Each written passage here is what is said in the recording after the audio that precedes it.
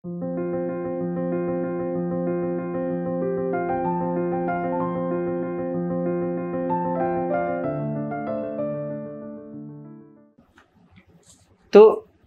পঞ্চম বলছে নিজের দ্বারা নিজেকে উদ্ধার করতে হবে, নিজের পতন যেন না করা হয়, কারণ নিজেই নিজের বন্ধু এবং নিজেই নিজের শত্রু। এখানে যেরকম বারবার নিজের বলা হচ্ছে না, নিজের নিজের নিজের। আমি কিছুক্ষণ আগে ওকে বলছিলাম, একটা কাজ নিয়ে কথা হচ্ছিল, উদাহরণ দিচ্ছি তোমাদের বুঝতে সুবিধা হবে, কারণ তোমরা প্রত্যেকেই কাজ করো। কালকেও বলছিলাম, ভাবনা এটা রেখো না যে ধরো কিছু কাজ করতে গিয়ে বা জীবনের কোনো সম্পর্কে কে তোমাকে কি বললো, এটা ধ্যানের দৃষ্টিকোণ হবে না। আমাদের নর্মালি তাই হয়। আমাদের দৃষ্টিকোণ এটা আসতে হবে যে আমার মধ্যেই খামতি এখনো কেন। যদি খামতি থাকে তাহলে খামতি কেন, আর যদি খামতি না থাকে কোনো ব্যক্তি অকারণ তোমাকে ব্যতিব্যস্ত করছে বা কিছু, তুমি কোনো উত্তর পেলে না, 90% ক্ষেত্রে উত্তর পেয়ে যাবে, কারণ প্রকৃতির নিয়ম হলো কার্য আর কারণ মিলবে। দীর্ঘক্ষণ বিপরীত কার্য কারণ একসাথে দাঁড়ায় না, সংযোগ হতে পারে। যেমন রাস্তার মাঝখানে বেশিক্ষণ গাড়ি দাঁড়িয়ে থাকতে পারবে না, কারণ the road is not meant for that, ওই জন্য সে তৈরি হয়নি। ঠিক আছে, রোডের মাঝখানে গাড়ি এসে যদি দাঁড়ায় তাকে বেশিক্ষণ থাকা যাবে না, তাকে সরে যেতে হবে। যদি গাড়ি দাঁড়িয়ে আছে তাহলে নিশ্চিত ওটা পার্কিং জোন আছে কিছু, বা ওখানে পার্ক করা হয়। তো ফলে কেউ আমার মধ্যে কিছু নেই, কেউ আমাকে অনেকক্ষণ ধরে কিছু বলছে, বা কোনো একটা অকওয়ার্ড সিচুয়েশনে আমি অনেকক্ষণ ধরে আছি, এটা বেশিক্ষণ হবার নয়, হলে ওর কারণ আমার মধ্যে বিদ্যমান কিছু তো আছে। ঠিক, আর যদি দেখো যে এমনি কেউ চেঁচাচ্ছে, ঠিক আছে, তাহলে ইগনোর করার তোমার কাছে পুরো অপশান আছে। ওর নেচারই চেঁচানো। আমি ওকে বোঝাচ্ছিলাম, ধরো এই কাপটা আমি এখানে ফেলে চলে গিয়েছি, কেউ আমাকে 2 বার 3 বার 4 বার বলছে, আমি কি নর্মাল অ্যাপ্রোচ কি, বারবার বলছো কেন? ঠিক, আমি বললাম নিজেকে বলো আমি কাপ ভুলে যাই কেন। ধ্যানীর পুরো জীবনের দৃষ্টিকোণ সব ক্ষেত্রে এটা হবে, কারণ সে মহাস্বার্থপর। কে কি বললে এটা কাছে ইস্যুই হবে না, ইস্যু হবে আমি ভুলছি কেন। আমি আমাকে এত ভালোবাসি, আমি ওকে বলছিলাম নিজেকে এত ভালোবাসা নেই যে এই উত্তরটা, এই প্রশ্নটা আসে আমি রেখে যাচ্ছি কেন। ও আমাকে 4 বার বলছে কেন, সেও তো এমন ভুল করে। এই সবগুলো হতে পারে খুব লজিক্যাল, কিন্তু নিজের প্রতি প্রেম নয়। কারণ জীবন 20-25টা নয়, এবং এক একটা জীবন 5000 বছরের নয়। বুঝে যাচ্ছে? এতটা প্রেম যখন আসে, আমরা এই দোষ দেখবে নিজের, দোষ দেখবে নিজের, আমি এটাকে অন্যভাবে বলে দেবো যে প্রেম করো নিজেকে। দোষ মানেটা কি, আমার মধ্যে যে খামতিটা আমি শুধরাতে পারি, আমি শুধরাবো না কেন? নর্মাল মনের অ্যাপ্রোচই হলো ও আমায় কেন বলবে, আমারটা আমি বুঝে নেব, আরেকজনের দেখার কি দরকার। এই করেই আমরা অনেক সময় এনার্জি নষ্ট করে দিই। ধ্যানী এটা করবে না, উদ্ধারেত আত্মনাত্মানম, সে নিজের উদ্ধার নিজেই করবে।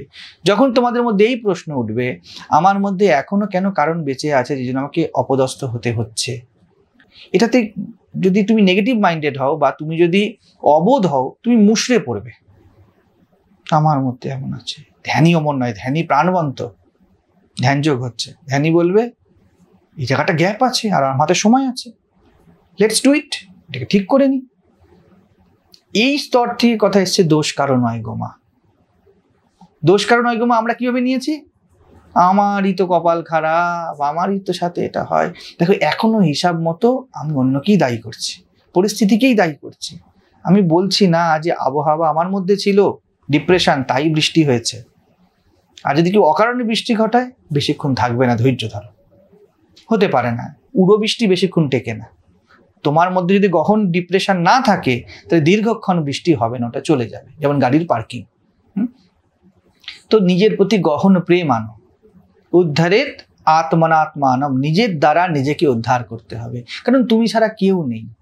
আর অদ্ভুত জীবনের নিয়ম, যখন তুমি নিজের উদ্ধার করতে শুরু করো, যখন তোমার ভিতর বদলাতে শুরু করে, আশেপাশে অটোমেটিক্যালি ধীরে ধীরে ধীরে ধীরে বদলে যায়।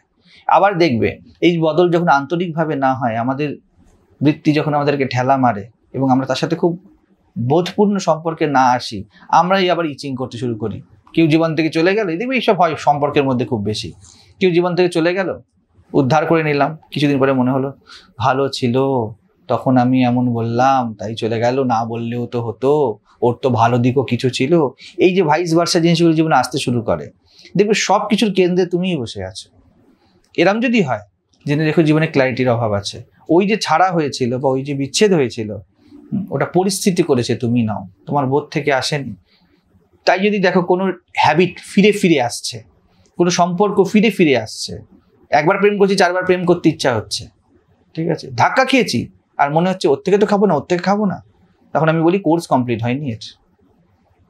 বারবার বারবার যতই তুমি, তোমার আধার কার্ড ঠিক নেই, ঠিক আছে, তুমি যতই রিভিউতে যাও আধার কার্ডের জন্য ফিরে চলে আসবে।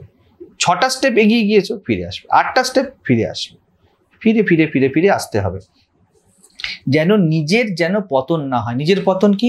যখন আমরা আমাদেরই অশান্তির কারণ বাইরে দেখতে শুরু করি। তাহলে যে মহারাজ এক্ষুনি বললেন সব মিলিয়ে অশান্তি হয়, তবুও জেনে রেখো তুমি হলে পরমাত্মা, শেষ কথা তুমি বলবে। এখানে ওয়ার সিচুয়েশন বাইরে, ঠিক আছে, একে অ্যাকসেপ্ট করবে না ডিনায়াল আনবে ভিতর থেকে, তোমার উপরে শেষ নির্ভর করে। ওই অ্যাক্সেসটাকেই দিয়ে রেখেছি, এই জন্য বলেছে স্বভাবত মুক্ত। তুমি যেমন ইচ্ছে দেখতে পারো, ঠিক আছে, তুমি এই গাছটাকে সুন্দর দেখতে পারো, জীবন্ত দেখতে পারো, এটাকে বেকার দেখতে পারো, লাস্ট তোমার হাতে এসে এটা পৌঁছাবে, তোমাকে উত্তর দিতে হবে। ভগবান এসে বলবে নে তোমার মধ্যে এত সাধনা আছে, হ্যান ত্যান আছে, তুমি কি ভগবত দর্শন চাও? উদাহরণের জন্য বলছি, এমন কোনো দর্শন হয় না, চাও, তোমাকে টিক মারতে হবে, তাহলে তিনি আসবেন। শেষ তোমায় বলতে, নাহলে আসবেন তুমি, 1 কাপ চা দে রে, সাইডে বসুন। হ্যাঁ, এরকমই ব্যাপার। এমন কোনো সাধক আছে যে না চেয়ে দর্শন পেয়েছে? যখন গানে বলে না চাহিলে তারে পাওয়া যায়, ঠিক আছে, তখন সেটা কি অর্থে বলা হয়েছে? কনকার করার অর্থে বলা হয়েছে। তুমি কোনো জিনিসকে পসেস করো না, পসেস করলে পাবে না। পসেস মানে ইউ আর দেয়ার, হরি হ্যাঁ ম্যা নাই, যবে ম্যা থা তব হরি নাই। তুমি যদি বলো আমি তোমাকে চাই, এই চাই রূপে তুমি বেঁচে আছো, যেহেতু তুমি আছো তিনি আসবেন না, সেটা আলাদা কথা, সিদ্ধান্ত। কিন্তু এমন কখনো হয়নি যা তুমি জীবনে চাওনি তা তুমি পেয়েছো। যখন টোটালিটি মহাজ না চাওয়ার বিধান করে, না পাওয়ার বিধান করে, তখনও শেষ কথা তুমি বলবে তুমি এই হ্যাপেনিংকে কিভাবে দেখবে। আমরা প্রত্যেক ব্যক্তি এতটাই শার্প না, এই জায়গাটা বড় সূক্ষ্ম, আমরা বেরিয়ে যেতে পারি। জীবনে অনেক কিছু চেয়েছিলে, সব রকম চেষ্টা করেছিলে, তা ফলেনি। এখনো তোমার হাতে জীবন, এইবারে এই পরিস্থিতিকে তুমি ট্যাকেল করে জিতে এগিয়ে যাবে না, এগিয়ে যাবে না, শেষ কথা তুমি বলবে। ধরতে পারলে এই জায়গাটা কি বুদ্ধিমান সবাই। কারণ নিজেই নিজের বন্ধু আর নিজেই নিজের শত্রু। অর্থাৎ কিভাবে দেখবে, আকাশ যাচ্ছিল, সবাই বলে কেলো, ঠিক আছে বললো, এবার এই কথাটা কি দেখি ও সাইকেল ফাইকেল স্ট্যান্ড করে কি তাকে মারতে যাবে? না, সে স্বীকার করবে হ্যাঁ ভাই কেলো, আই এম ব্ল্যাক বিউটি, কি প্রবলেম আছে? শেষ কথা আমরা বলি, অর্থাৎ রিয়্যাক্ট আমাদের হাতে, রিয়্যাক্ট আমাদের হাতে, ঠিক আছে। ওয়াইসলি কিছুকে ডিল করা যায়। মুখ ভেঙে দেওয়ার একটা স্যাটিসফ্যাকশন আছে, আর মুচকি হেসে দেওয়ার একটা স্যাটিসফ্যাকশন আছে। আমরা কোন দিকে যাব? এবার দেখা যাবে যে মুখ তো ভাঙতে পারবো না, তাই মুচকি মুচকি হাসছি, আর ভিতরটা আমার জ্বলছে। বলছে চলো শক্তিমান না হতে পারি, অন্তত জ্ঞানী তকমাটা নিয়ে নি। কি এমন বললি, সুযোগ করে দেখিয়ে দিতাম, কি এমন বললি। তো এরকমও আছে। তো এটা না হলে আমরা নিজেরাই নিজেদেরকে গঠন করি আর নিজেরাই নিজেদেরকে ভাঙতে পারি, আমাদের হাতে আছে। হ্যাঁ, প্রত্যেক ইউনিট যেহেতু ব্রহ্ম অনন্ত, আর এই ব্রহ্মের মধ্যে তুমি মানে তুমিও অনন্ত, কোনো জায়গাতে তুমি অনন্ত। কোনো জিনিসে অ্যাপ্রোচ করা, কোনো জিনিসের সম্পর্ক স্থাপন করা, তা তুমি অনন্তভাবেও করতে পারো, আবার তুমি ব্যক্তি হিসাবে শান্তভাবেও করতে পারো। ব্রহ্ম সত্য, জগৎ মিথ্যা, তার মানে জগৎ ব্রহ্মই, আলাদা কিছু নয়। তো এবার তুমি জগৎ দেখবে না ব্রহ্ম দেখবে, এটা তোমার হাতে। ঠিক তেমনই তোমার জীবনও তোমার হাতে। তুমি যেটা পরিবর্তন করতে পারো সেটা করো, আর যেটা করতে পারো না সেটা তুমি সত্যিই করতে পারো না, ওই নিয়ে তোমার মধ্যে কোনো প্রশ্ন উঠবেই না। যেটা করার সেটা করে ফেললে, যেটা করা যায় না সেটা নিয়ে প্রশ্ন আসার কথা নয়, ব্যক্তি বুঝে যাবে এখানে কিছু করার নেই। এই সাথে একই সাথে কন্টেক্সচুয়াল আছে বিষয়টা 6 নম্বরের। যে নিজেই নিজেকে জয় করেছে সে নিজেই নিজের বন্ধু, এবং যে নিজেকে জয় করতে পারেনি এরূপ অনাত্মার আত্মাই শত্রুতা করে সেও অনিষ্ট সাধন করে। শেষে কথা একটু কঠিন করে দিল, মানে নিজেই নিজের অনিষ্ট সাধন করে। যে নিজেকে জয় করেছে মানে আবার নিজের সাথে লড়তে নেমে যাবে না। ঠিক আছে, দেখো আমরা চিরজয়ী যদি আমরা নিজেদেরকে কনসেপ্ট সরিয়ে দেখি। আমরা কিরকম অপরাজিতা, আমাদের মধ্যে পরাজয়ের অভাব আছে। কারণ জীবন আমাদেরকে এই সময় এনেছে সামনে, আমরা আমাদের ইচ্ছাতে তো নেই, আমরা জীবনের ইচ্ছাতে আছি। আর জীবন মানে কি, যিনি সর্বব্যাপী চৈতন্য তাকে আমি জীবন বলছি। তাহলে তিনি তোমাকে এনেছেন, মানে এই জগৎ পিতা তোমাকে সামনে এনেছেন। এটাই তোমার সব থেকে বড় কেন্দ্রীয় জয়। তুমি জন্মেছ, যদি দেখা যায় ঠিক মতো। বোঝা যাচ্ছে বিষয়টা? আমরা যে এই মুহূর্তে ম্যানিফেস্টেশনে আছি এটাই সব থেকে বড় জয়, বাকি সবকিছু পরে। এই মূলভূত অপরাজয়ের উপরেই কিন্তু আমাদের জয় পরাজয়ের খেলা দাঁড়িয়ে আছে। তুমি হারোনি, তুমি আছো মানে তুমি হারোনি। এইবারে বলবো কি, আমি ঝুঁকবো না, হ্যান করেন নেই, করেগা ঝুঁকেগা নেই ইত্যাদি সব কথাগুলি আছে। এই বিষয়গুলি কি, এইগুলি জীবনের উপরিভাগে দেখায়। এখানে তুমি কিছু করতে পারো তো করো, কিন্তু মূল অপরাজয়কে ভুলো না। তুমি হারোনি, হারতে পারো না তাই তুমি হারোনি। কেউ হারায়নি তাই হারিনি, পরিস্থিতি হারায়নি তা না। তুমি, আমি, আমাদের অস্থিভাব, আমরা আছি, এটা তো একদম কোনো নন কনসেপচুয়াল একটা বিষয় না। আমরা আছি, সব কিছু চলে যেতে পারে, আমরা আছি, তার মানে হারিনি। এবার ভাবো তাহলে জগন্মাতা আমাদের কত ভালোবাসে, আমাদেরকে হারায়নি। যতক্ষণ এই জীবনে আছি আমরা হারিনি। পরজন্মের কথা এখানে এনো না, লাভ নেই কিছু। পরের জন্মে দেখা যাবে, যদি হয় যাই হোক, যেভাবেই হোক। যে নিজেই নিজেকে জয় করেছে, অর্থাৎ যে নিজের এই অপরাজয় সত্তাকে আবিষ্কার করেছে। আমি হারতে পারি না, আমি খারাপ থেকে খারাপ হতে পারি, ভালো কিছু করতে পারি, সব কনসেপ্ট। আমি হারিনি। যেই কেন্দ্রীয়ভাবে আছে না, সে জীবনের সাথে প্রেমে আছে, তার মধ্যে নেগেটিভিটি থাকবে না, সম্ভব নয়। শ্রীরামকৃষ্ণকে দেখা যায়, ভগবান বুদ্ধকে দেখা যায়, যত মহাপুরুষ আছে, কবিরকে দেখা যায়, এই প্রত্যেকে দেখা যাচ্ছে এরা সবকিছুকে ছেড়ে দিচ্ছে, হেরে যাচ্ছে। এরা কিন্তু হেরো লোক হিসাব মতো। গদাধর চট্টোপাধ্যায় জীবনে কি করতে পেরেছে? হেরেছে। কিন্তু আমরা দেখো এই রিলমে সবাই জিততে চাই। নরেন্দ্রনাথ দত্ত জীবনে কি করতে পেরেছে? সাক্ষ্য সিংহ সিদ্ধার্থ জীবনে কি করতে পেরেছে? এরা কেউ কিন্তু জেতেনি। এরা নিজেদের অপরাজিত সত্তার সাথে জুড়ে গিয়েছিল, কেউ জিততে পারেনি। আজকে যদি স্বামী বিবেকানন্দর প্রপোর্শন করা হয়, এই তো বলতে খুব ভালো লাগে, রামকৃষ্ণ নামের জোয়ার এলো, বুদ্ধ নামের জোয়ার এলো, সব জোয়ার তো ভাটা হয়ে গিয়েছে। আজকে বিভিন্ন বিবেকানন্দ, কিছু এক্সেপশন তো সব জায়গাতে আছে, কিন্তু যদি মেজরিটি দেখা হয়, বিবেকানন্দ কি হারেনি? ভারতের কি অবস্থা আজকে? আজ থেকে 150 বছর আগে স্বামীজি যা বলে গেছিলেন, আজকে ভারত কোথায়? যেই স্বপ্ন তারা দেখেছিলেন কোনোটাই তো সার্থক হয়নি, তো মহাহেরো। তারা অন্য কোথাও জিতে গেছিল, তাদের জিতকে স্পর্শই করা যায়নি। তো যে এরকম হয়ে গিয়েছে, যে বুঝে গিয়েছে যে এই যে উপরে আমার চাকরি পাওয়া, চাকরি না পাওয়া, ভালো ঘরে বিয়ে হওয়া, বিয়ে না হওয়া, বাবা মা ভাই বোন ইত্যাদি কি বললো, এই খেলা নিরন্তর চলেছে। এতে কি হবে? শক্তি প্রয়োগ করে কেউ জিতবে, কেউ হারবে। প্রকৃতি কোনো সময় কোনো জিনিসকে ঘটাবে, কোনো জিনিসকে ঘটাবে না, এটা লেগেই আছে। এমন জগতে কেউ নেই এই দিলমে যে অনেক বিষয়তে জেতেনি আর অনেক বিষয়তে হারেনি। সবাই সব বিষয়তে হেরেছে, জিতেছে। ক্লাস 8-এ তুমি ফার্স্ট গার্ল আর ফার্স্ট বয় হয়েছিলে, কিন্তু ইংলিশে যতটা চেয়েছিলে ততটা পাওনি। তুমি হেরেছো কি জিতেছো? হেরেওছো, জিতেওছো। তুমি খুব সুন্দর একজন জীবন সঙ্গী পেয়েছো, কিন্তু শরীরটা যেমন চেয়েছিলে তেমন পাওনি। তুমি হারলে না জিতলে। প্রত্যেক ক্ষেত্রে তুমি এটা দেখতে পাবে। খাবার পড়েছে, তরকারিটা ভালো হয়েছে, ডালটাতে নুন কম হয়েছে। তরকারিটা এত সুন্দর হয়েছে, আগে কখনো হয়নি।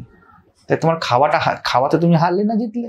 এরকম প্রত্যেক মুহূর্তে জীবনে লেগেই আছে। তো এই দিলমে প্রকৃতি পুরো অস্তিত্ব বিধান করে তুমি কতটা জিতবে, কতটা হারবে। ওতে তুমি যেটা করার করো, কিন্তু নিজের অপরাজিত সত্তাকে ভুলো না। তুমি আছো, এটা আনকন্ডিশনাল ট্রুথ। এবং যে নিজেকে নিজে জয় করতে পারেনি, যে এই অপরাজিত সত্তাকে ভুলে গিয়েছে, যে উপরের জয় পরাজয়তেই মেতে আছে, সে নিজেকে জয় করতে পারেনি। হতে পারে তুমি জগতের রেলমে অনেক কিছু করেছো, জগৎ তোমাকে বলছে বিজয়ী বিজয়ী, উইনার উইনার, তুমি হেরেছো। কারণ কি? তুমি তোমার এই মূল সত্তার সাথে বড় আস্থাশীল নও, তুমি আছো, এর প্রতি তুমি সম্মানপূর্ণ নও। দেখো, এইটা পায় না বলেই বেশিরভাগ ইউথ সুইসাইড করে। তারা তার জীবনের প্রতি অনাস্থা চলে আসে।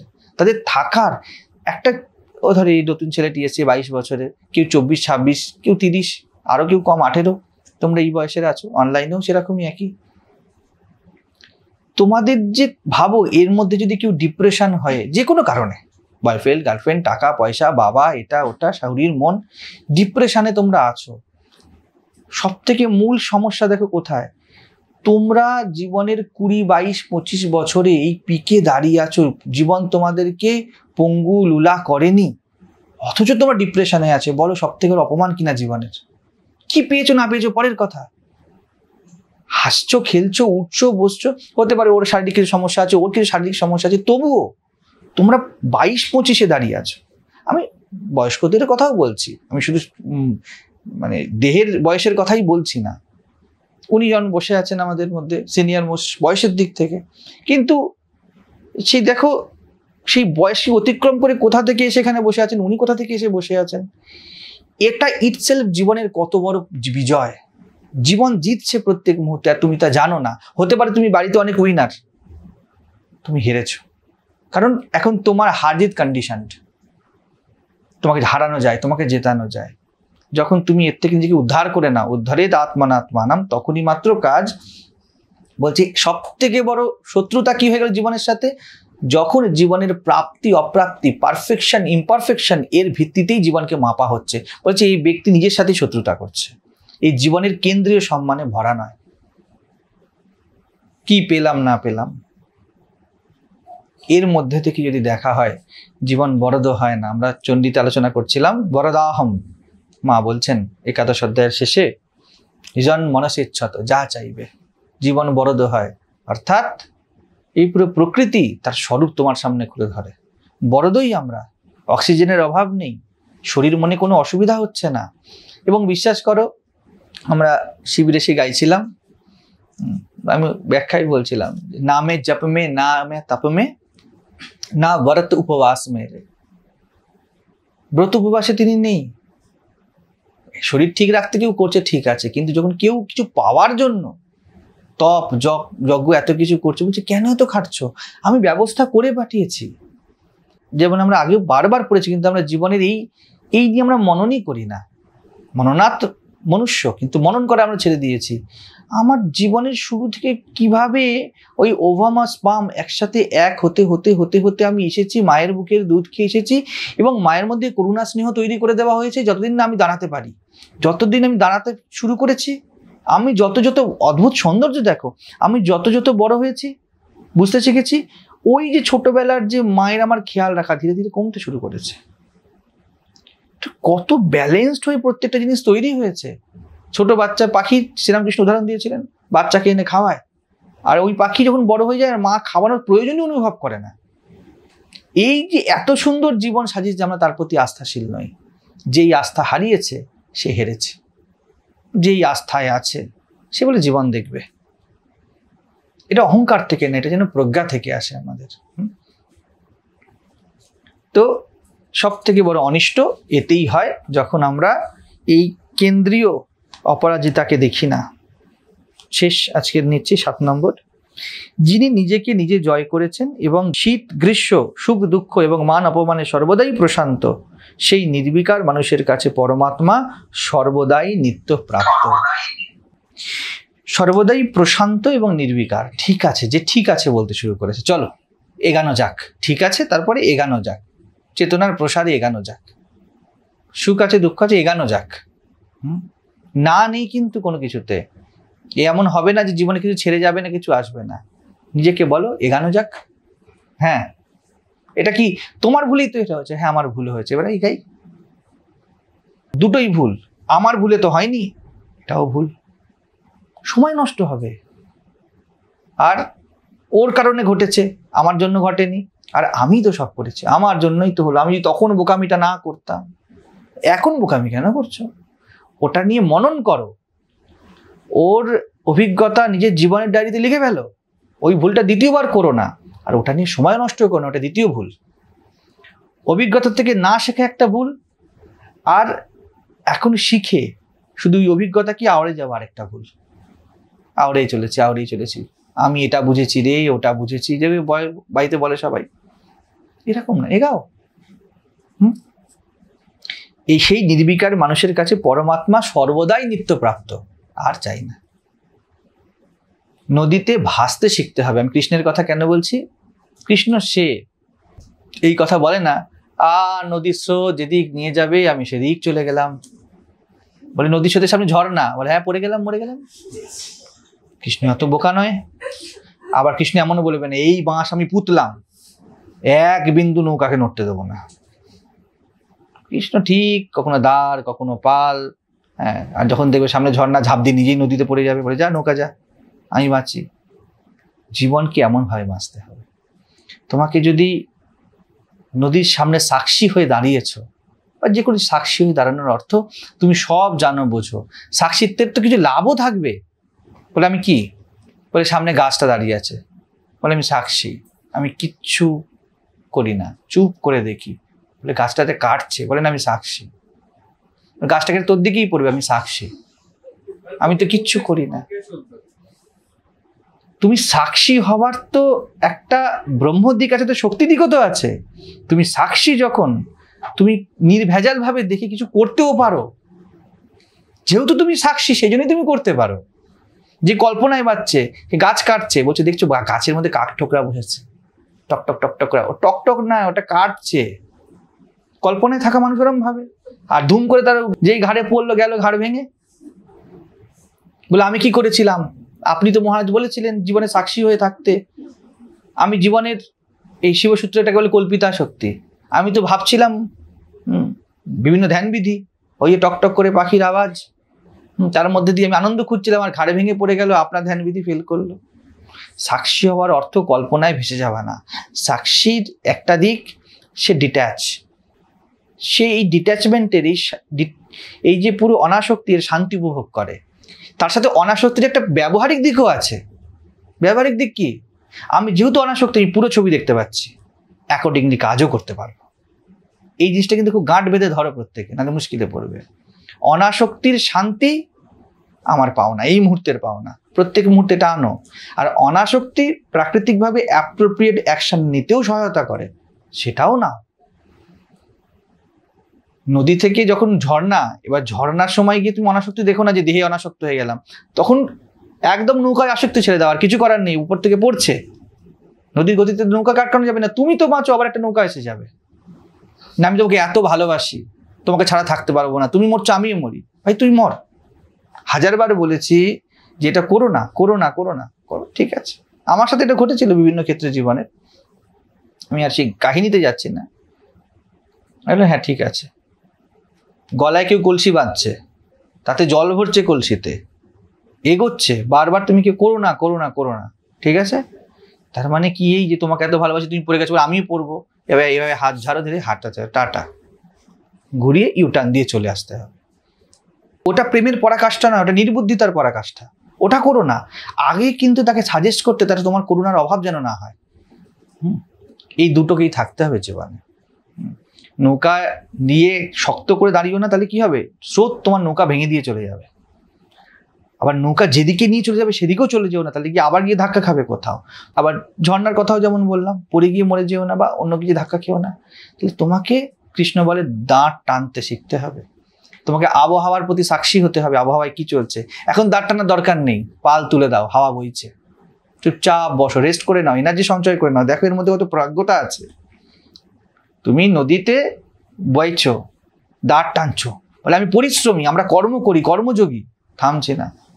ভাই হাওয়া বইছে, তুমি মূর্খ যোগী, চুপ করে বসো, এনার্জি সঞ্চয় করে নাও। এরপরে আবার হাওয়া সবসময় চলবে না, সুখ সবসময় থাকবে না, দুঃখ সবসময় থাকবে না। পাল টেনে চুপ করে বসে আছে, লোকে বলবে অলস, আর তুমি বলবে ঠিক আছে ভাই, আই এম হ্যাপি। কিন্তু তুমি সাক্ষী, তুমি জানো হাওয়া কখন, হাওয়া বন্ধ হয়ে গেছে তো নৌকা এগোচ্ছে না, তো এবার তুমি বসে আছো, তো ঘুমিয়েই পড়েছো এরকম ভাবে, এবার ভুল হয়ে গেছে, নৌকা দাঁড়িয়েই গেছে, রাত হয়ে গেছে, এদিক ওদিক চলে গেছে, হয়তো চড়ে গিয়ে ঠেকেছে, টানতে পারবে না নৌকাকে। তখন তুমি সাক্ষী মানে তুমি সচেতনও আছো, তুমি রিল্যাক্সও আছো। যেহেতু হাওয়া বইছে, সাক্ষী রিল্যাক্স। যেই হাওয়া বন্ধ হলো, যেহেতু সে সাক্ষী, সে অ্যাপ্রোপ্রিয়েটলি উঠে দাঁড়াবে, উঠে দাঁড়িয়ে সে দাঁড় টানবে।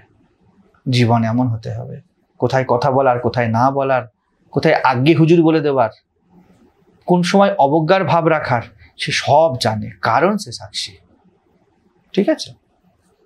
তো এইভাবে এগাতে হবে, নাহলে ওই এক চড় মারলো আর তুমি সাক্ষী বলে চুপ করে দাঁড়িয়ে গেলে, এবার সে মুখটাই ভেঙে দেবে মেরে। বোঝো ভাই কোথায়। এবার বাবা মারলো, বলে মহাজ আপনি বলেছেন, পুরো পাড়া ধরে ঠেঙাবে এবারে। যদি তুমি, বাবা তোমার একটা চড় মেরেছে আর তুমি ঘুরি বাবাকে একটা চড় মারলে, কে ঠিক করেছে কে ভুল করেছে পরের কথা, আর কোনো কথা নেই, পাবলিক ঠেঙানি। এবারে তোমার পক্ষের যত বল ছিল সব চলে গেল বাইরে, আর কখনো কেউ কোনো কথা বলবে না। তো সাক্ষী জানে যে কোথায় হাত তুলতে হবে, কোথায় হাত তুলতে হবে না, সে সব জানে। হ্যাঁ, এই জন্য পরিপূর্ণ জীবন ভারতের আদর্শ। কৃষ্ণত্ব পরিপূর্ণ জীবন, কৃষ্ণত্ব এক্সট্রিমিজম নয়, এদিকে এক্সট্রিম ওদিকে এক্সট্রিম।